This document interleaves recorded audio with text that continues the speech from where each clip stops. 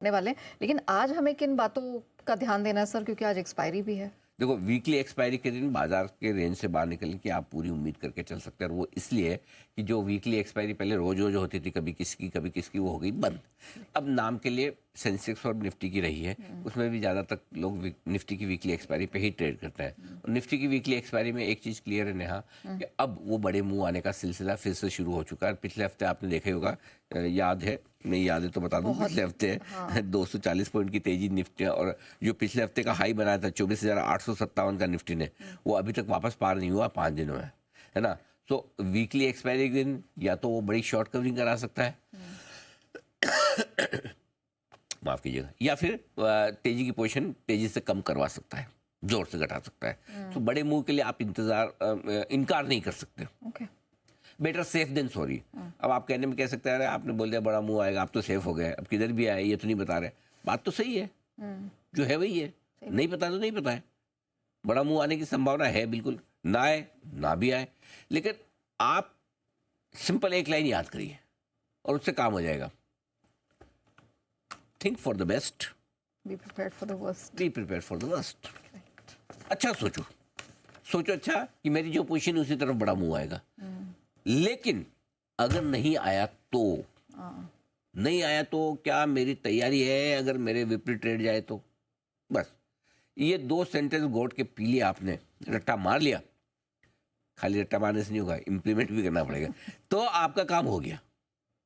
इसलिए बहुत जरूरी, देखिए खाली फैशनेबल नहीं है बोल दिया कि वो बहुत वोलेटाइल होगा, ऊपर नीचे किधर भी हो सकता। अरे भाई, जो मार्केट डायरेक्शन देगा ना आपको, तो उसकी तैयारी रखो कि भाई जिस डायरेक्शन में बड़ा मूड है, क्योंकि बाद में हो नहीं पाएगा, वो तैयारी आपको पहले रखनी पड़ेगी। अब वीकली एक्सपायरी के दिन एक अच्छी चीज जो है वो नैस्डैक की तेजी के दम पर आईटी शेयर मजबूत है, तो आपको निफ्टी पर सपोर्ट देने के लिए कोई सेक्टर तो आ गया। करेक्ट।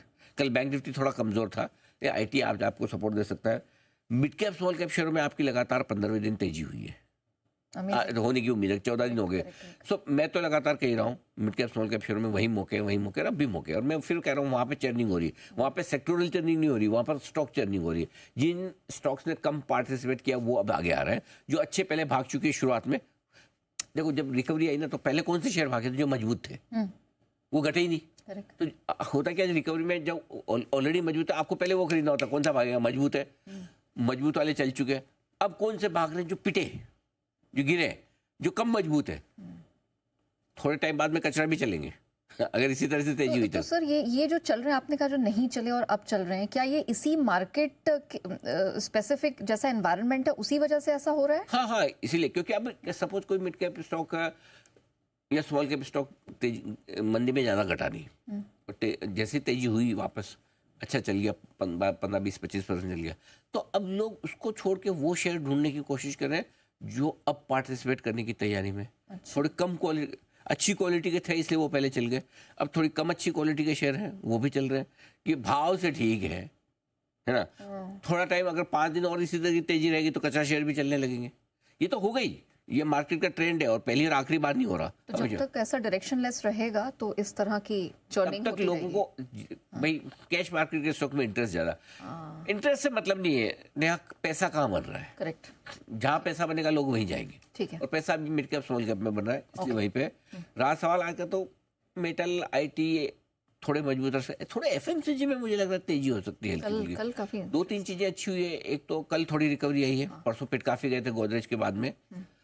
कल एक रिकवरी के संग ब्रिटानिया ने प्राइस हाइक लिया है प्रोडक्ट्स पे, तो ब्रिटानिया, नेस्ले ये थोड़े ठीक रह सकते हैं। और एक चीज़ ध्यान में रखिए, हमेशा प्राइस हाइक पहले फूड आइटम्स पे ली जाती है एफएमसीजी में, तो उसकी शुरुआत हुई है। तीसरा, आज एक बड़ी इंटरेस्टिंग खबर आपकी कमोडिटी बाजार की, गेहूं को लेकर। गेहूं की महंगाई को रोकने के लिए भी गवर्नमेंट उसके कुछ लिमिट्स लगा, स्टॉक लिमिट की है, राइट। सो कई सारी एफएमसीजी फूड कंपनियों के लिए अच्छी खबर है, गेहूं के दाम ना बढ़े, रॉ मटेरियल कॉस्ट उनके। सो आई थिंक काफ़ी कुछ चीज़ें हैं जो इनके फेवर में अब धीरे धीरे आ रही है। तो मेटल, एफएमसी, मेटल में कल वैसे भी भागे था, आज वेदांता की भी खबर है, बोर्ड बैठक आ रही बड़े डिविडेंड के लिए। तो ये सारी चीज़ें हैं जो थोड़ा ठीक रह सकता है।